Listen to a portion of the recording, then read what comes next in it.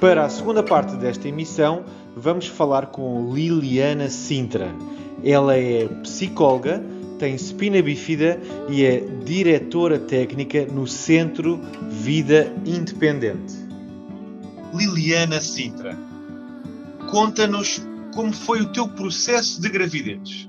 A tua filha foi uma criança planeada, desejada? Existiram aquelas vozes da reação, assim, dizer: pai, não te metas nisso, olha lá, cuidado. Fala-me sobre isso. Então, sim, a Ana foi planeada. Eu tinha tido uma interrupção voluntária de gravidez em 2010, mas nós tínhamos decidido logo a seguir que queríamos fazer uma nova tentativa, porque queríamos muito ser pais.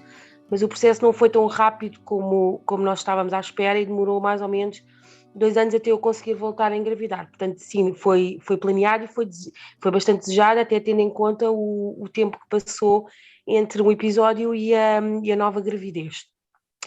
Quanto à construção da gravidez na minha cabeça e na minha... Enfim, eu acho que nós engravidamos a partir do momento em que projetamos um filho, ele começa a existir na nossa cabeça mesmo antes de ser real.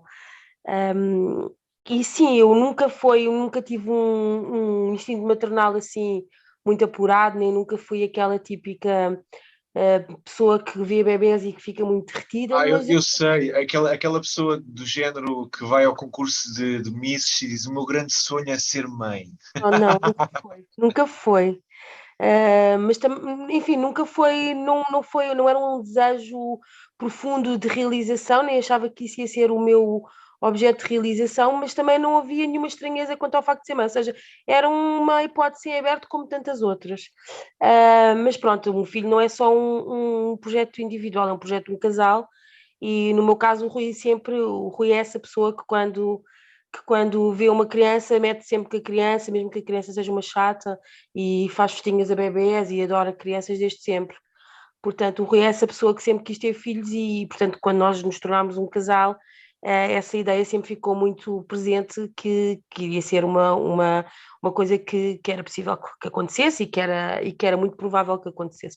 Portanto, sim, eu posso dizer que quando eu comecei a pensar em engravidar e a pensar em tornar isso uma realidade, do ponto de vista da minha família, eu acho que não houve surpresa nenhuma, porque a educação sempre foi uma educação muito normativa, e as expectativas que passaram sempre para a minha vida era que todas as coisas eram possíveis e tal como todas as outras pessoas também sem deficiência, portanto, nunca foi, nunca foi sequer uma questão eu ter ou não ter emprego, eu fazer ou não fazer uma família, eu casar ou não casar, portanto, era um percurso natural como o percurso de qualquer outra pessoa. Portanto, do ponto de vista da família, sempre houve esse acolhimento. Sim, que se eu tivesse, que era possível que eu tivesse, que era uma probabilidade que eu tivesse filhos e que se os tivesse, a família iria toda a apoiar e ia ser bem acolhido do ponto de vista da família alargada.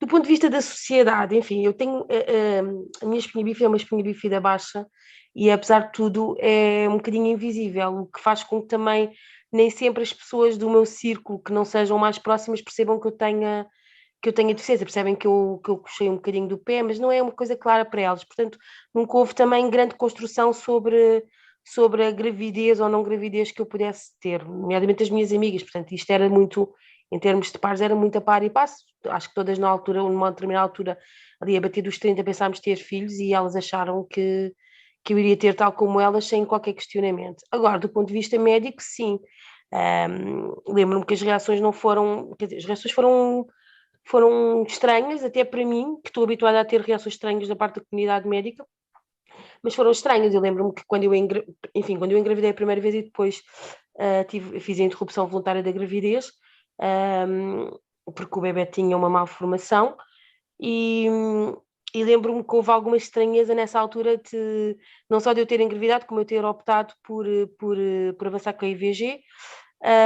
E a médica nessa altura disse: pronto, Liliana, já percebemos que se calhar é complicado a gravidez, vocês podem pensar noutras opções, podem pensar em adotar. Eu achei aquilo tão redutor, portanto ela está-me já a dizer à primeira tentativa que eu não sou eficiente e que eu não tenho competências biológicas para ser mãe. Achei aquilo até... À partida estaria a ser, se calhar, qualquer coisa como, não sei, facilitista. Pronto, olha, não dá, passa ao próximo capítulo, ou assim. Pronto, já eventualmente. percebemos que o teu corpo não funciona. É um bocado, Exatamente, o teu exatamente, corpo é exatamente. perfeito, não funciona, vamos ultrapassar isto e pensar em alternativas. E eu queria ser uma biológica. A adoção não estava fora dos meus planos, mas eu queria ser uma biológica. E, portanto, daí também eu acho que, enquanto casal, até nos deu mais energia, mais ânimo para pensarmos logo a seguir em engravidar e termos uma experiência de sucesso de parentalidade. Depois, quando eu finalmente Do género, engravidei, ai não, então agora é que vai ser. agora é que vai ser. Foi um bocado assim, ai, não vou engravidar, então agora vamos te mostrar como é que é. E, Exatamente, portanto, exatamente. quando engravidámos da Ana, passado 2 anos, e fomos ao médico de família, a minha médica tinha-se reformado há pouco tempo, a médica que tinha-me sempre acompanhado, e eu tinha um novo médico, uma nova médica de família, e quando eu cheguei e disse-lhe que estava grávida, ela disse, mas como é que isso aconteceu? Eu não estava a acreditar que ela me estava a perguntar aquilo. Como é que Não isto me digas que aconteceu? tiveste que explicar. Não fui muito gráfica, mas fui suficientemente, eu às vezes sou um bocado seca na maneira como falo, Sim. mas fui um bocado seca, mas a doutora quer que eu lhe explique como é que se concebe um bebê, quer que eu lhe explique a parte do, do, do espermatozoide que se encontra com o óvulo e forma um embrião, e a doutora quer que eu lhe explique como é que isso se faz, ou quer mesmo que eu lhe explique como é que foi o momento da concepção. Quero Foi que eu logo chame o meu companheiro. foi, sim, quero que eu explique o dia, que horas foi, qual foi a posição. Quer dizer, era tudo ridículo aquela pergunta de como é que isto lhe aconteceu. Quer dizer, não tropecei, não engravidei, não foi propriamente nem nasceu o Espírito Santo em mim e vinha aí o menino Jesus. Portanto, achei aquilo mesmo ofensivo. Especialmente porque eu já tinha uma relação longa, estava casada há 6 anos, tinha uma relação de conjugalidade com o Rui desde os 18 anos, portanto, era absolutamente normativo que nós avançássemos para essa etapa. E depois, pronto, pedi para mudar de médico de família, obviamente, porque aquela não estava em Não, sintonia. não era para a tua família, de certo. Não, não era para a minha família e não foi, efetivamente. E depois tive sorte das coisas correrem bem, quer dizer, com algumas dificuldades, mas correrem bem. Mas foi esse o processo da gravidez, do início da gravidez, foi assim que aconteceu. Ótimo. A Ana tem que idade? A Ana tem 9, vai fazer 10 em. 9 anos, 9 anos. É uma idade. Numa rapariga é fascinante, é fascinante.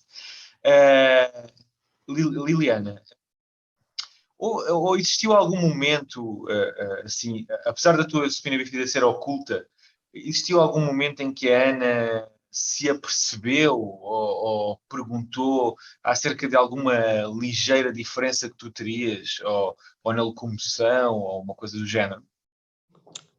Ou foste tu que lhe contaste? Eu acho que nunca, quer dizer, eu acho que nunca houve essa conversa. A minha Ok. espina bífida é oculta, eu tenho mesmo a mielomeningocele, só que tenho nas últimas vértebras. Portanto, por isso é que a lesão, em termos das consequências da lesão, podem ser consequências mais ligeiras, não é? Porque, em termos da mobilidade e da funcionalidade urológica, etc. Mas sim, não é uma oculta, é mesmo a mielomeningocele. Eu acho que nunca houve essa conversa de vamos cá falar muito sério sobre espinha bífida. Primeiro, porque a Ana sempre cresceu na dinâmica da associação. Portanto, a norma da Ana é a norma da diversidade. Ela sempre percebeu que os meus amigos deslocavam-se de muitas maneiras, entre as quais a cadeira de rodas, as canadianas, que uns tinham válvula, outros não tinham válvula para ela. A diferença é a norma. Portanto, nunca houve aquela conversa de a minha mãe é diferente, porque ela acredita que o mundo é suficientemente diverso e que a Ainda bem. diversidade é. Eu lembro-me que uma vez até há um episódio engraçado da Ana na escola. Ela andava numa escola um bocado queque. Um bocado não, uma escola muito queque em que era muito. Logo na pré, depois também mudámos isso, também foi uma aprendizagem para nós. Em que havia a maioria dos miúdos, era miúdos de classe média alta, caucasianos, tudo uma coisa muito homogénea. Só havia um aluno negro na turma dela. E ela tinha pai 3 anos. E um dia chegou a casa e disse: Ai, mãe, o menino mais bonito da minha escola é o não sei quê. E disse o nome da criança. E aquilo eram tantos miúdos que eu não sabia que era o colega dela a quem ela se estava a referir. E ela às tantas disse: Oh, mãe, é aquele menino que tem os lábios mesmo bonitos. E eu dizia: Não estou a ver. E comecei a dizer nomes. Mãe, aquele menino mesmo com o cabelo bonito aos caracóis. Olha, Ana, não sei. Mas quando a gente chegar à escola, tu dizes à mãe quem é esse menino para a mãe perceber. E só quando eu cheguei lá, no dia a seguir, ela aponta para o menino negro, é que eu percebi que era o menino negro. Ela disse todas as características dele, menos a cor da pele. Ou seja, para ela, a cor da pele nem sequer era uma questão. Ela falou dos lábios serem bonitos e serem mais grossos, falou do cabelo aos caracóis, mas ela nunca referiu que era um menino com uma cor de pele diferente. Para ela isso não era sequer uma questão. E eu acho que isso é um bocado exemplificativo de como para ela a deficiência também não é uma questão, é só mais uma condição de diversidade. Portanto, para mim, eu acho que ela também nunca teve a percepção dura da minha diferença. Acho que a primeira vez que isso tornou-se um issue foi quando ela já tinha para aí 5 anos e eu fiquei doente e com um problema ortopédico grave, e fiquei imobilizada em casa durante alguns meses, não me conseguia mexer, e aí acho que foi a primeira vez que ela se confrontou, não com a diferença, mas com a limitação que a diferença pode trazer. Porque pronto, eu não saía da cama e estava mesmo doente e tinha dores, enfim, o ambiente estava tenso.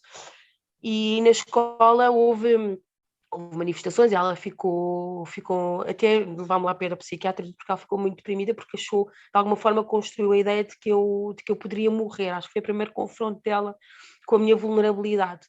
E pronto, e nós explicámos que a mãe tinha, nessa altura tivemos que lhe explicar que a mãe tinha um problema na perna, mas que não era nada de grave, que estávamos à procura de respostas, por isso é que a mãe andávamos em diferentes médicos, estávamos a experimentar diferentes medicamentos e que tudo se ia resolver e atenuámos. E depois a Ana sempre, o resto, pronto, ela geriu bem, porque ela foi fazendo as colónias de férias da ASBIP e foi sempre acompanhando, tem vários amigos com espinha bífida e que convida para vir cá a casa e com quem brinca. Muitos dos meus amigos que frequentam cá a casa têm deficiência, portanto, nunca houve a conversa de a minha mãe, vamos falar de espinha bífida e explica-me lá o que é isso. Acho que nunca houve mesmo. Estava aqui a pensar, não. Depois o que ela sente até algum orgulho pelo facto de eu ter uma deficiência. Isto é um bocado, parece um twist de plot, mas ela até sente algum orgulho porque sente de alguma forma é algo que me diferencia das outras mães, porque eu lembro, por exemplo, quando é os dias internacionais das pessoas com deficiência na escola dela, ela diz sempre, a minha mãe pode vir cá falar, ou ela tem uma história para contar. tem sempre uma história para contar, sim, não só porque eu tenho deficiência, mas pelo facto de eu também trabalhar no meio numa associação de pessoas com deficiência. Portanto, ela tem acesso não só a pessoas com espinha bífida, mas a pessoas com cegueira, com tetraplegia, com surdez, com deficiência intelectual, com autismo, e ela acha muito rico esse acesso a estas diferentes pessoas. Portanto, ela sente sempre que é importante que eu vá à escola contribuir e explicar. E já convidámos pessoas de cadeira de rodas para irem fazer demonstrações de basquete em cadeiras de rodas na escola da Ana, e ela acha sempre muito importante por ter acesso a este mundo, que não é um mundo a que toda a gente tenha acesso. Portanto, para ela até eu acho que é um fator de destaque pela positiva do que propriamente de estigma. Eu estava a pensar precisamente na mesma coisa. Provavelmente a Ana é uma privilegiada. Ana é uma Ana é uma privilegiada, definitivamente, não só porque tem acesso a pessoas de diferentes backgrounds e realmente muito diversas e percebe como cada uma delas encontra estratégias de sobrevivência e de conforto e de vida, e perceber que não há só um caminho, que há vários caminhos para se chegar ao mesmo sítio, e isso faz com que ela tenha muito mais abertura também e pense muito mais fora da caixa. Como para ela incorporou estes conceitos e estes valores de diversidade e de inclusão estão tão incorporados que nem sequer são interiorizados do ponto de vista cognitivo. Ela sente que a diversidade é a norma, ponto. E isso faz com que ela seja uma miúda porreira. Enfim, eu também sou suspeita porque sou mãe dela, mas é uma miúda porreira porque é muito descomplexada, não é nada preconceituosa, é incapaz de discriminar quem quer que seja, não se acha melhor do que ninguém, porque já percebeu que isto não é uma competição, que cada um tem as suas próprias lutas internas e a gente tem de competir connosco próprios. Portanto, isto sim, eu acho que deu-lhe uma abertura para o mundo muito engraçada. Portanto, acho que se ela não tivesse esta experiência de diversidade, se calhar seria uma miúda menos rica do ponto de vista emocional. Exato, é a leitura que eu faço também. Liliana, agora uma pergunta assim muito à alta definição. Liliana, eu bem sei que não era aquele objetivo da Miss Portugal, mas o que é que significa para ti ser mãe? Significa descentrar-me do mundo. Acho que é essa a grande descoberta da maternidade. Eu acho que quando nós crescemos, e especialmente eu que cresci enquanto filha única, o mundo estava... Eu também. Também, pronto. Filha única ainda por cima com deficiência. Portanto, a filha, entre aspas, tradicionalmente especial, a neta especial, especial no sentido, eu estou a ser até um bocado irónico, mas no sentido da mais vulnerável, e por isso é que tinha que ter mais objetos de cuidado e mais atenção. E, portanto, durante muito tempo era tudo acerca de mim, aquilo era tudo muito centrado, eu era aqui o sol de uma família alargada grande, e tudo girava à minha volta, e com tudo o bom que isso também, o conforto e o mimo que isso traz, mas também com tudo o mal que isso também pode trazer, o capricho, às vezes a falta de noção do outro, algum egoísmo, e ser mãe obrigou-me a não ser tudo acerca de mim, a ter que pensar que existe outra pessoa que depende das minhas escolhas, e que às vezes as escolhas têm que ser pensadas em primeiro lugar, às vezes quase sempre, em primeiro lugar em prol daquela pessoa e só depois em mim. Portanto, obrigou-me a descentrar e a ser mais humilde. Eu acho que é uma lição de humildade, porque a partir do momento em que se é mãe, nós estamos reféns daquela. É assim, ser mãe é um sofrimento também. As pessoas acham sempre que ser mãe é só, romantizam muito a coisa do ser mãe. Ser mãe é um sofrimento, porque nós ficamos reféns daquelas pessoas para sempre. A nossa felicidade está sempre do lado de fora do nosso corpo, não é? Estamos dependentes da felicidade daquela pessoa, completamente. Portanto, as escolhas que aquela pessoa vai fazer, o meio onde aquela pessoa cresce, a forma como ela vai entender o mundo e vai interagir com o mundo, isso tudo vai condicionar a nossa própria felicidade, embora não sejam escolhas nossas. Portanto, ser mãe é esta descoberta do outro, especialmente. Acho que esta foi assim a grande revelação. Pronto, depois há todo o clichê, né? É a melhor coisa do mundo. É, às vezes é a pior coisa do mundo. Também é. Quando é muito bom, é extraordinariamente bom. Quando é muito mau, é extraordinariamente mau. É um fator de angústia constante de será que eu estou a tomar a melhor decisão? Será que eu estou a fazer certo? E se eu não tomar a melhor decisão, o que é que vai acontecer a seguir? E a culpa judaico-cristã, que está sempre assim muito presente nas mães. E o Freud, que ainda por cima sou psicóloga, né? E o Freud, e a coisa da culpa é sempre da mãe. É sempre um questionamento constante. Portanto, pode ser também um fator de muita angústia. As pessoas só romantizam a maternidade e, na verdade, não é sempre bom. Às vezes é muito angustiante. Mas, no balanço, acho que é o papel da minha vida, não é? Acho que é o papel, enfim, nunca pensei, as pessoas diziam isto e eu pensava assim, assim, converseta, vocês também não conseguem tirar realização de outras coisas, e eu já era realizada com outras coisas, eu tinha uma boa relação de conjugalidade, eu tinha uma boa, do ponto de vista profissional, eu tinha uma vida profissional desafiante, eu viajava, eu tinha uma boa rede social, tinha amigos, portanto, eu tirava satisfação de imensas coisas. E se não fosse mãe e não conhecesse estas características, eu continuaria perfeitamente realizada. Agora, a introdução da Ana trouxe-me, é tipo quando se está a jogar, está-se num novo nível, né? É um nível aquele nível do Super Mario que a gente, é uma porta secreta que a gente toca ali por engano e abre, Um túnel, um túnel. e é um túnel completamente, que é isto? Que velocidade é esta? E tanta coisa, tantos cogumelos para Exato, exato. E moedas, e moedas. sim, é isto mesmo. Ótimo, ótimo. Ana, para terminarmos, e como é que tu vês, Ana não, Liliana, neste caso, como é que tu vês a Ana, perdão, como é que tu vês a Ana daqui a 10 anos, a 20 anos? A Ana, neste caso, já é uma criança privilegiada, já tem muito mundo e muitas redes e muito conhecimento e uma generosidade, se calhar, que até já nasceu com ela. Mas como é que a vês daqui a 10, 20 anos? Que adulta é que a Ana vai ser? Ou que tu esperas que ela seja? Ela que se calhar não vai ouvir isto. Epá, isto é uma pergunta difícil, porque quando nós construímos os nossos filhos na nossa cabeça, depois eles nunca são como nós os construímos. Claro, claro, claro. Eu, eu antes de engravidar achava que ia ter uma filha altamente parecida comigo, fazia um bocadinho essa projeção, tipo, muito parecida comigo, muito extrovertida, muito social, e a Ana não é essa pessoa logo ao princípio, ela é mais tipo o Rui, é mais reservada, mais cautelosa, depois quando se solta fica muito à vontade, mas numa primeira interlocução ela não é nada parecida comigo, e eu tive também de aprender, porque projetava muito nela, também tive de aprender a não querer que ela fosse igual a mim, mas a conhecê-la como ela é. E eu acho que isso é o que vai acontecer também no futuro. O que é que eu acho que vai acontecer? Quer dizer, há algumas pistas, né? Eu acho que a Ana vai ser uma miúda sempre curiosa, porque ela gosta imenso de aprender, e eu acho que isso é a grande característica positiva dela. Ela é muito curiosa e arrisca, e aprende, e experimenta, e erra, e tem uma boa tolerância à frustração, não fica triste quando erra, e eu acho que isso vai ser uma característica que, do ponto de vista, por exemplo, profissional, é interessante. Ela pode vir experimentar muitas coisas e ser muitas coisas porque ela é muito curiosa. O que é que eu acho que ela vai ser? Eu acho que ela vai fazer qualquer coisa relacionada com pessoas, porque ela está habituada, ela é filha de 2 psicólogos, portanto, coitada, mesmo Pois. que ela não queira, ela vai ter que ela passar a vida a lidar com pessoas, e ela é capaz de fazer qualquer coisa relacionada com pessoas. Por outro lado, ela também é muito dada às artes e gosta muito do belo, e portanto também pode ser aí uma hipótese para ela do ponto de vista profissional. Do ponto de vista pessoal, eu acho que ela vai ser uma descobridora de coisas. Vai gostar de certeza de viajar, vai gostar de descobrir pessoas, descobrir lugares de comer. Vai ser assim uma boa vivã, eu acho. Não vai ser Passa, próprio. não é? Uma curiosidade boa. Sim, eu não te vejo que ela vá ser bibliotecária, por exemplo, ou contabilista. Não acho que isso vai Exato.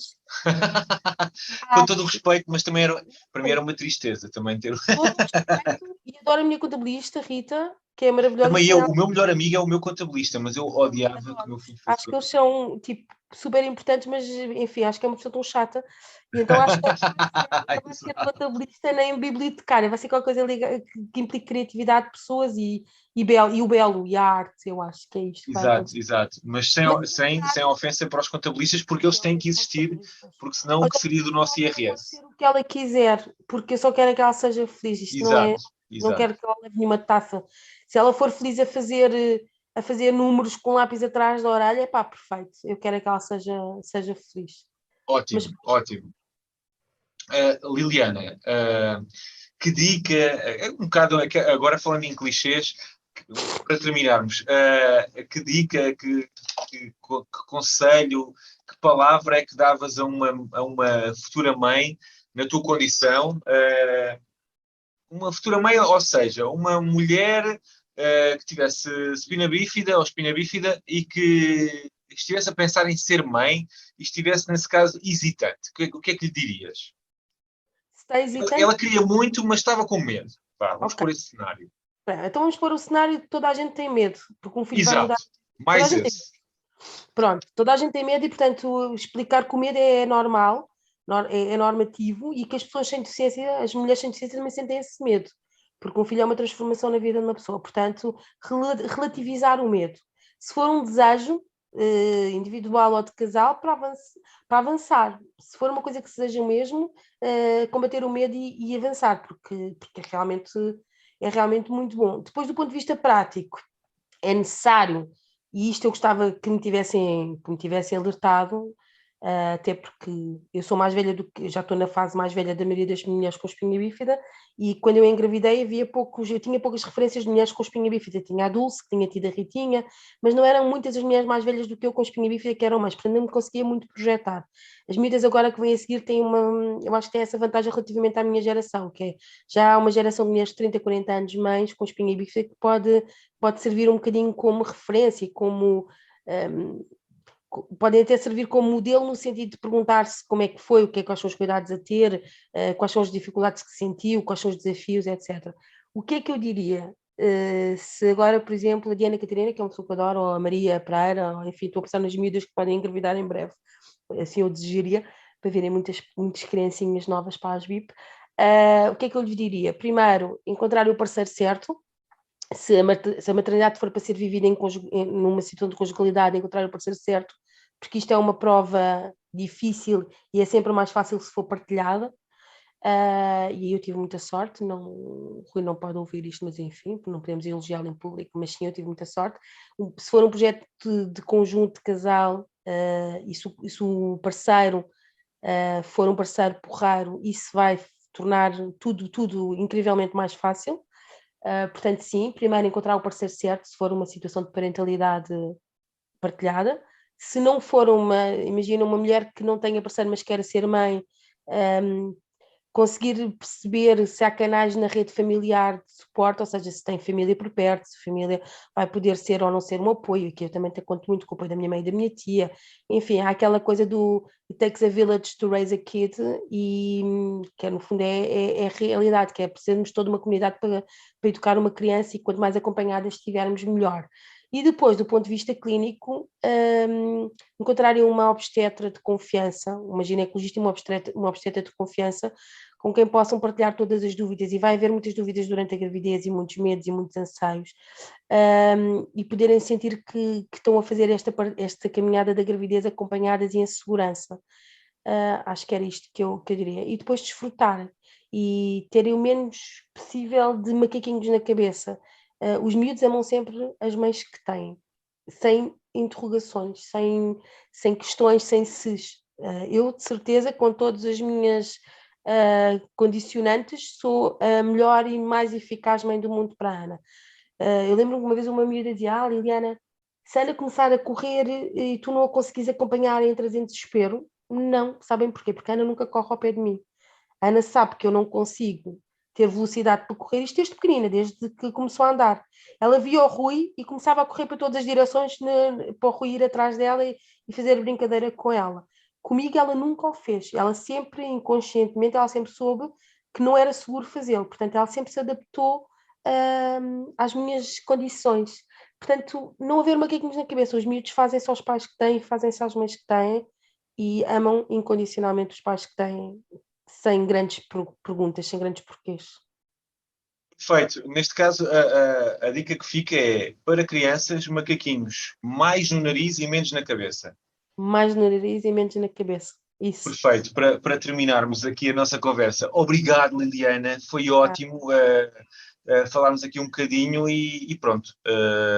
Vamos nos vendo e ouvindo por aí. Um grande beijinho para ti, está bem? Beijinho. Obrigado. Obrigado. Falámos também com Rita, ou Maria Rita.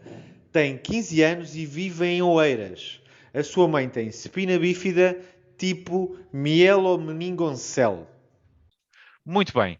Então, Rita, diz-me, como é que foi a tua infância? A tua infância assim mesmo, desde o dia em que nasceste? Que memórias é que tu tens? Falaste-me aí da mobilidade reduzida da tua mãe.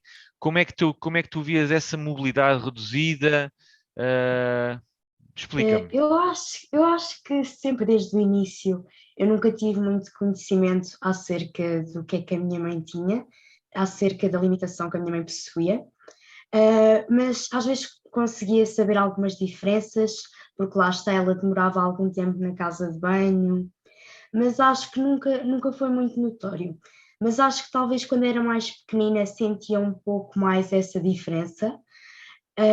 Quando, por exemplo, eu queria que a minha mãe alinhasse em algumas parvoíces, assim por dizer, e lá está, dada a sua condição, a minha mãe não conseguia, mas acho que nunca teve assim tanto impacto na minha infância.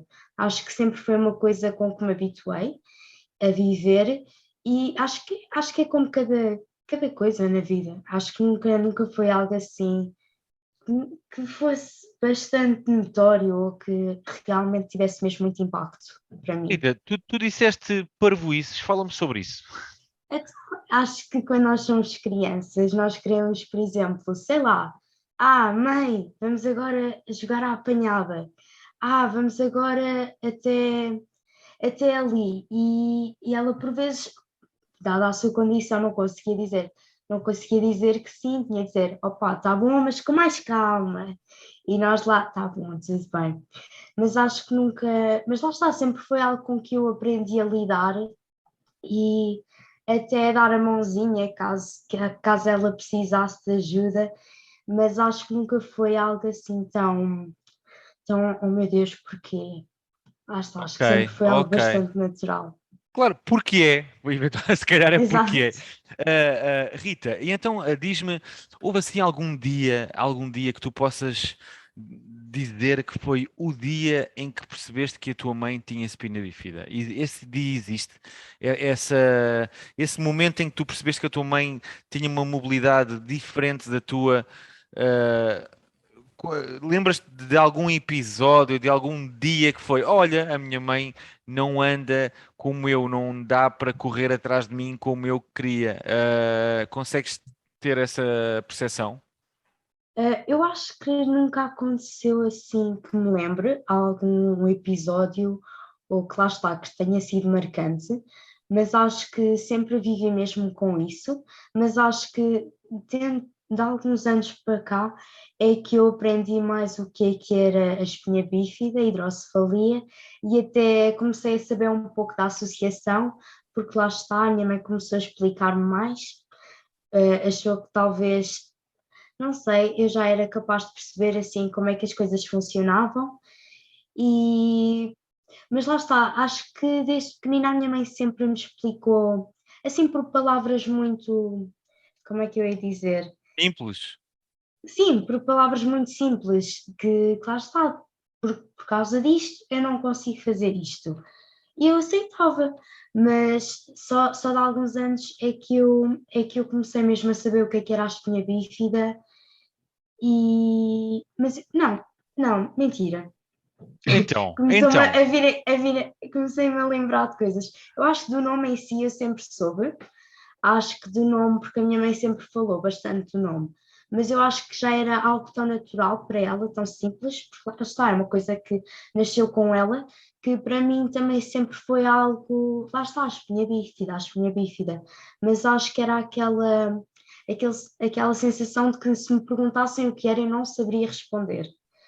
Mas como já disse, depois de alguns anos, acho que até com a pandemia, como houve mais alguma abertura comigo e com a minha mãe, eu comecei a saber mais o que era e lá está, tive até conhecimento da associação. Então, diz-me, foi só mesmo no momento da pandemia que tiveste conhecimento da associação? Sim.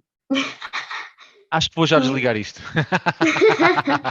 Não, mas por acaso é verdade, eu só porque talvez a minha mãe me tenha referido da ASBIP já quando eu era mais nova, mas a minha mãe apenas me explicou mesmo o que era a ASBIP e deu-me lembrar de estar mesmo ali concentrada a ouvir o que ela me estava a dizer. Por acaso, nesta pandemia, ia explicar todo o processo e a luta da minha avó e do meu avô para que a minha mãe conseguisse estar integrada na sociedade. Ok. E lá está. Tens alguns relatos dessas coisas que a tua mãe te falou entre ela e os teus avós? Sim. A minha mãe, Que ela. possas partilhar, atenção. Não, sim, com certeza. A minha mãe e a minha mãe já é assim, já tem assim alguma idade, pronto. Também não lhe vamos chamar de velha, mas pronto.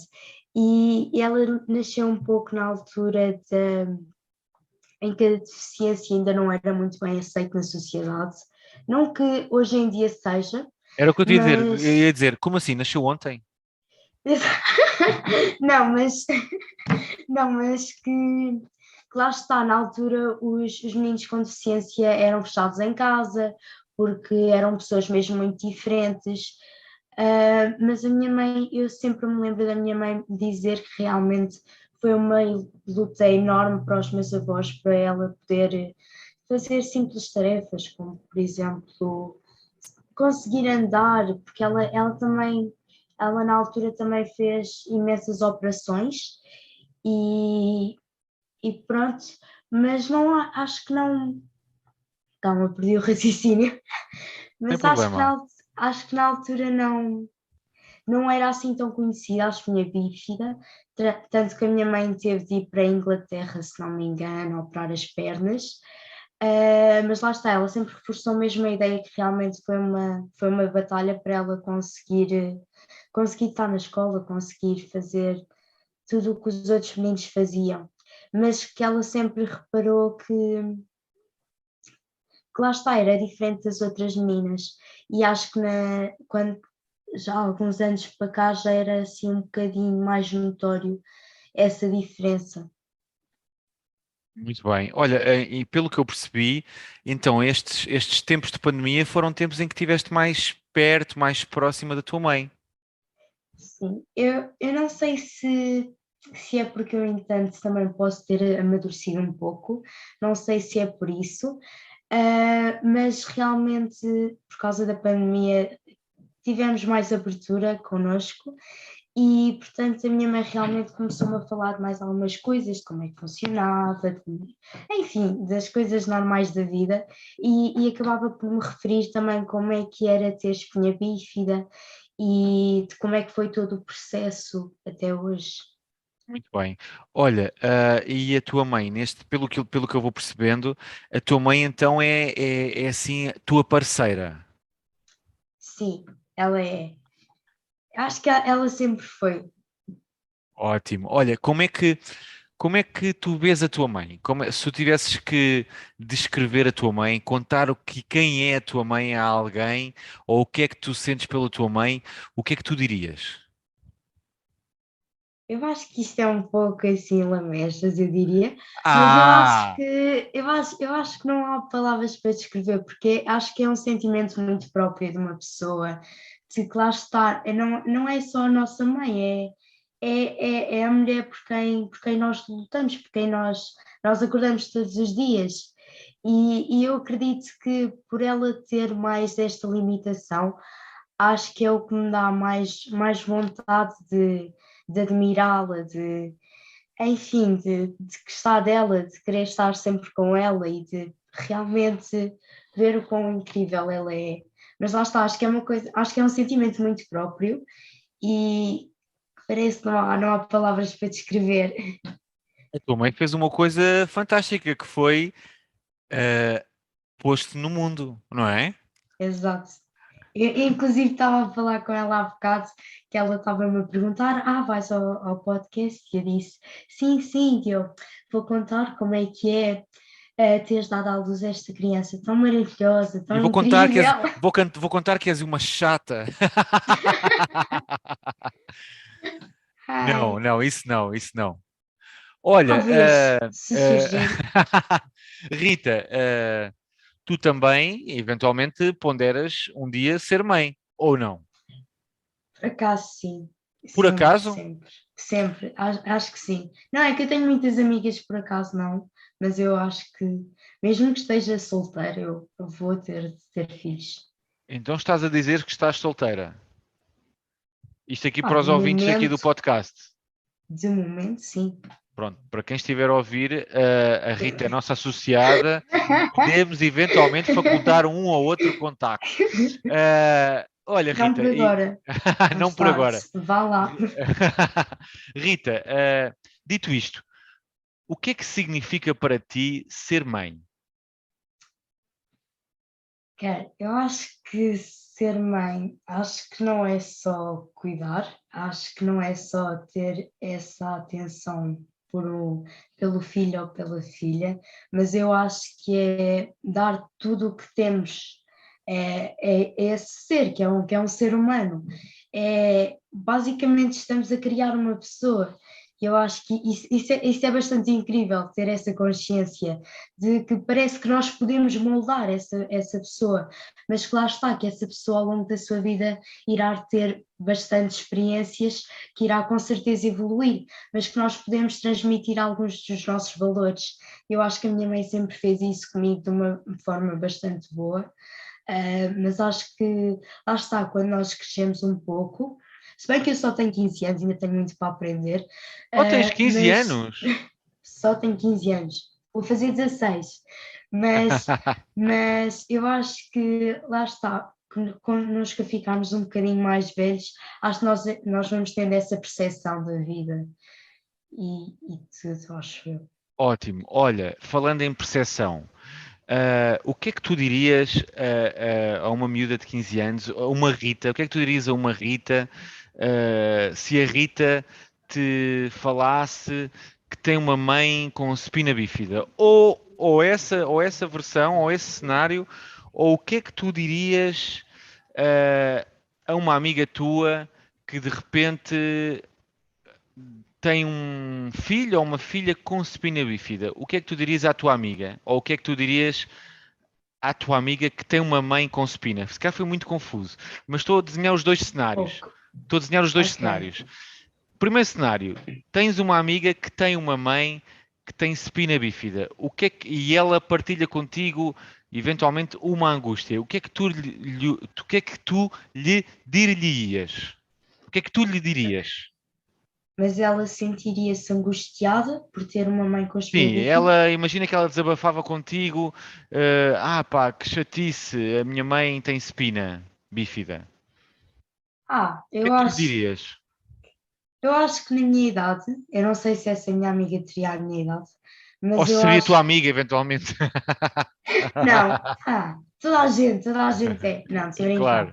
mas eu acho que todos, todos nós temos um processo, quer seja de aceitação, quer seja de sabermos lidar com as coisas, mas eu acho que primeiro, acima de tudo, está o respeito, claro, e o respeito é realmente algo Neste bastante caso, não é? importante para Exato. tudo, e ainda para mais quando é uma pessoa tão próxima connosco.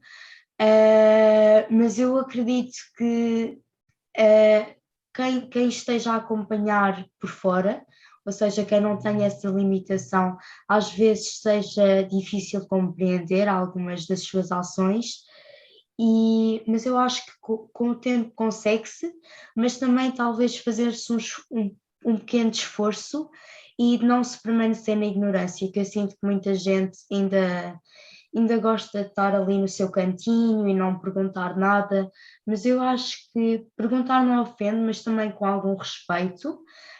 Mas eu acho que se essa minha amiga tivesse com a mãe, eu acho que uma conversa, lá está, eu não sei como é que seria a relação delas, mas eu acho que uma simples conversa, acho que conserta tudo. Não uma simples conversa, mas lá está, criar essa relação, essa empatia para enfim, para Claro, poderem se claro. descobrir uma à outra. Porque lá está, a espinha bífida não controla a nossa vida, nós continuamos a ter percepção de tudo, não somos mais nem menos por causa disso, mas porque lá está, que há vários aspectos na vida da nossa mãe que nós possamos aprender com isso, mesmo que não tendo essa limitação, mas talvez de toda a batalha, toda a luta, toda a conquista, conseguimos aprender bastante com isso. Eu acho que é de aproveitar isso e lá está, não ver algo como oh meu Deus, porquê, algum sofrimento, mas algo como uma dádiva, porque lá está, há condições muito piores, mas não sei, perdi o raciocínio. Então, eu agora vou resgatar o teu raciocínio e agora vamos pôr o cenário de outra forma. Daqui a 2, 3 anos, daqui a 4 anos, 5 anos, 6 anos, uma das tuas melhores amigas está grávida e de repente tem o seu parto e ela, à partida até antes, e ela descobre que vai ter um filho com spina bífida. Nesse momento, que conselhos ou que conversa é que terias com ela? Eu acho que se alguém muito próximo a mim tivesse um filho com espinha bífida, eu partilharia talvez um pouco da minha experiência, não é experiência, mas pronto, de alguns contactos meus com portadores da espinha bífida, e talvez realçar mesmo o facto da espinha bífida ser algo bastante complexo, porque há em casos em que é bastante complexo e que se deve ter muito cuidado, principalmente com as crianças, mas que há e algo que temos de estar mesmo com força para enfrentar tudo o que se irá proceder, quer seja de inúmeras operações e até à sociedade toda a apresentar um mundo para essa criança que, parecendo que não acaba por ser diferente dos outros meninos, e, e lá está, mas eu acho que nunca perder o foco e acho que acreditar essencialmente na criança, porque ela mesmo tendo essa limitação, ela pode ter, é uma criança, ela é incrível de qualquer dos modos, portanto, eu acho que lá está a seguir em frente, acho que é bastante importante termos essa opinião de nós vamos conseguir tudo, mas também dar o seu tempo à criança para ela se dar a conhecer, para ela saber, oh mãe, porque é que eu sou diferente dos outros meninos? E porque lá está, a criança própria tem de saber porquê e tem de aprender de como lidar com as suas situações, de como dizer, não consigo correr assim tanto, ou ok, preciso de ajuda para subir agora até este sítio. Lá está, sempre ganhando a independência. Mas eu acho que enquanto alguém com uma criança com espinha bífida que não tenha muito bem a noção do que é a doença, a doença, a limitação, pronto. É uma condição. Uma condição, exatamente. Eu acho que o mais importante realmente é dar-nos o espaço para conhecermos a condição, dar-nos o espaço para entendermos que às vezes também temos de pensar um pouco e não só de ouvir as outras pessoas a dizer, por exemplo, sua filha nunca vai conseguir andar, ou lá está, médicos são médicos, mas também temos alguma da nossa percepção e também saber-nos queixar de algumas situações e lá está, sempre seguir em frente, porque é uma criança como todas as outras e merece todo o carinho e todo o respeito que enfim, todos os miúdos merecem. Enfim, Rita Vieira, obrigado, Rita, obrigado. Grande conversa, Rita. Obrigado. Obrigada, eu.